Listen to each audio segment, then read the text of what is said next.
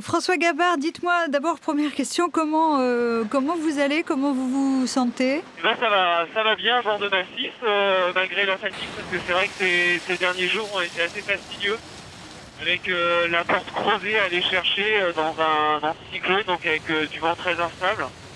Et assez paradoxalement, on pourrait penser que c'est parfois plus fatigant d'être dans des conditions de petit temps avec du vent instable. Il faut changer beaucoup de voiles, très souvent. Donc voilà, on a perdu pas mal d'énergie dans tout ça, je pense comme mes autres concurrents d'ailleurs. Et là, depuis ce matin, on est à nouveau dans du vent très fort, enfin très fort, il y a 35 nœuds. Et donc avec un bateau qui file à toute allure, on va en moyenne à plus de 20 nœuds là. Par contre, on est sur le même bord, le vent devrait, j'espère, je croise les doigts, être stable là pendant au moins 48 heures. Donc malgré les conditions un peu physiques, un peu violentes en termes de force de vent, ça va être peut-être plus calme pour le bonhomme. Alors, vous avez récupéré du vent. Armel Lecléache aussi, on a vu qu'il avait choisi une option, notamment pour la porte creusée, qui était complètement différente de la vôtre. Il l'a prise très à l'est, ensuite il est descendu très au sud. Du coup, il avait rétrogradé, et puis après, il a récupéré du vent et il est repassé devant. Vous regrettez le choix que vous avez fait, vous, pour le passage de la porte, ou pas? Non, je regrette pas du tout le choix que j'ai pris à bord de Massif pour le passage de la porte. Pour plusieurs raisons. D'abord parce que je ne sais pas si j'avais fait la même trajectoire qu'Armel avec le petit décalage en temps qu'on avait, ça aurait donné le même résultat. Et puis parce que j'avais quand même plein d'éléments stratégiques qui me poussaient à aller chercher la porte de l'autre côté, et qui me semblait être moins risqué. Et tant au niveau de la course et du vent, tant au niveau ensuite de la stratégie vis-à-vis des icebergs. Faut le rappeler, assez nord cette année, et on n'est pas très loin d'eux, malgré, même si on est très nord en latitude, même si les températures sont relativement chaudes par rapport au grand sud des mers australes qu'on peut imaginer. Il y a des icebergs pas loin, et je fais tout pour pas trop m'en rapprocher. Vous en voyez des icebergs? Non, on n'en voit pas, enfin je n'en vois pas pour le moment, j'espère ne pas en voir. Faut bien comprendre que bon, les icebergs en soi c'est détectable, donc on pourrait s'en approcher. Le problème c'est qu'autour des icebergs il y a plein de petits morceaux de glace, des growlers, et ça c'est absolument indétectable. C'est difficilement visible parce que ça se confond très bien avec la mer qui déferle. Et il suffit que d'un morceau de glace de 3 mètres sur 3 mètres, hein, je vous laisse faire le calcul, ça fait rapidement plusieurs dizaines de tonnes. Et c'est suffisant pour créer des dommages très importants sur les bateaux. Donc pour le rester loin des glaces. On va revenir un petit peu à la course. Bon, vous êtes juste derrière Armel Lecléache. Donc lui a du vent. Vous aussi, vous avez du vent. Qu'est-ce que vous faites là? Vous le suivez? Vous êtes vraiment dans sa trace? Les options de course là vont être fondamentales maintenant? Non, c'est vrai que jusqu'à la prochaine porte, la porte Amsterdam, ça va être relativement tout droit. Donc il n'y a pas de grosses options stratégiques à prendre, c'est une course de vitesse. On n'est pas tout à fait aligné, donc il a un petit décalage dans le sud, Armel.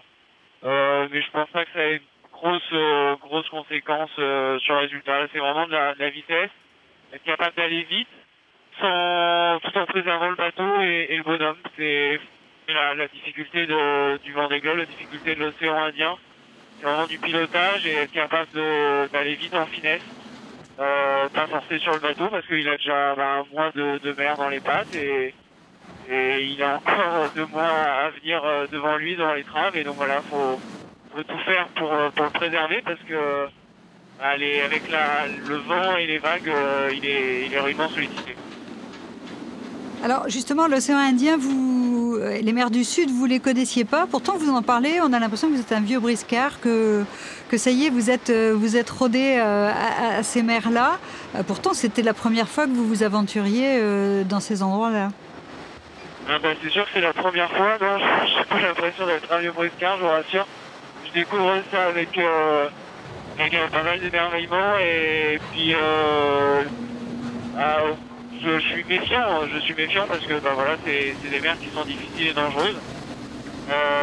Par contre, c'est vrai que je me suis préparé pour ça, hein, donc je pars pas non plus complètement dans l'inconnu. Je me suis entouré de personnes dans ma préparation qui connaissaient ces mers-là. J'ai posé des questions, je me suis renseigné, j'ai beaucoup potassé la météo pour savoir quels sont les phénomènes météo qu'on a dans ces zones-là. Voilà, je me suis préparé pour pas trop arriver dans l'inconnu, même si forcément il y a une grosse part d'inconnu et c'est ça qui est magique sur Vendée Globe.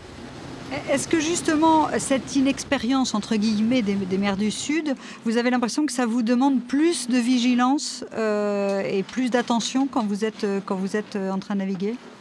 Je sais pas, peut-être. C'est vrai que quand on fait quelque chose pour la première fois, ça demande peut-être plus de concentration. J'ai eu la chance, en revanche, de partir sans préjugés aussi, sans mauvaise histoire avec les mers australes, ce qui n'est pas forcément le cas pour tout le monde. Il y a les marins autour de moi, il y en a qui ont déjà eu des casses ou des avaries dans ces mers-là, donc avec peut-être des mauvais souvenirs. Moi, j'ai pas encore ça, j'espère l'avoir jamais. C'est peut-être aussi un avantage, je sais pas. On en est presque à un mois de course, ce sera ma dernière question. Vous pensiez qu'au bout d'un mois, vous seriez dans le trio de tête en flirtant parfois avec la tête de la course? Non, je savais que c'était possible. Ça me paraissait pas le scénario le plus probable. Mais voilà, je savais on était capable avec le bateau massif de performance. Et j'en suis agréablement surpris, je suis très heureux et évidemment je suis vraiment ravi de la place que j'ai aujourd'hui.